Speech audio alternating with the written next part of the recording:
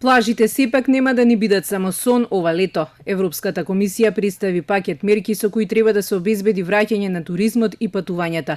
Предложено е фазно и координирано олеснување на рестриктивните мерки кои се однесуваат на слободата на движење на граѓаните. Safety, that underlies our guidance.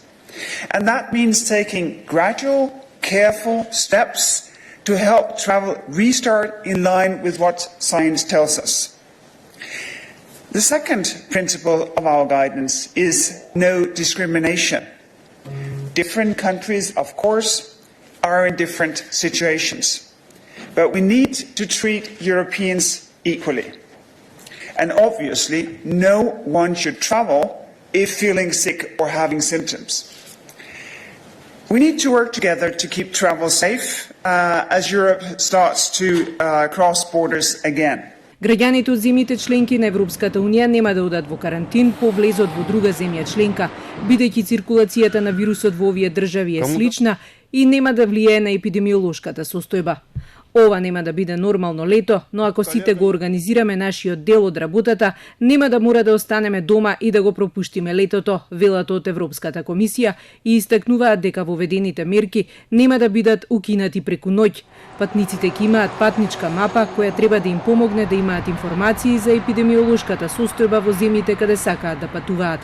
И Балканот се подготвува за отворање на границите. Грција како најпосакувана дестинација за регионот соопшти дека туристите ќе мора да имаат негативен тест за коронавирус, но не постар од 3 дена. Но можно е да примаат туристи и од земји кои ќе докажат дека пандемијата е ставена под контрола. Наредната недела ги отвораат и црквите со литии за верниците. Србија брзо го врати секојдневието, а од 1 јуни границата ја отвора само за соседите, за туристите ќе има бесплатни тестирања. Луѓето со задоволство се вратија во кафулињата и рестораните тука, а викендов ќе се игра фудбалски надпревар. Сепак здравствените власти сметаат дека граѓаните премногу брзо се опуштиле, дополнително што коронавирусот влезе во 2 градинки. Учителка, која во понеделникот ги примала децата, е позитивна на COVID-19.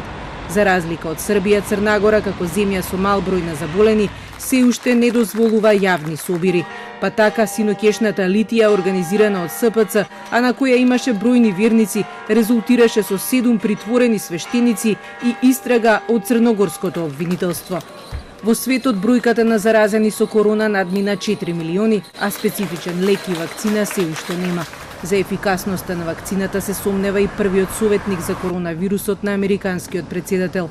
Вели дека американските компании работат на најмалку 8 вакцини, кои ако се е добро, наесен треба да се знае дали се ефикасни. I must warn that there's also the possibility of negative consequences, where certain vaccines can actually enhance the negative effect of the infection. The big unknown is efficacy. Will it be present or absent, and how durable will it be? Фаучи вели дека вториот бран на болеста е сосема можен и очекуван, а децата не се целосно заштитени.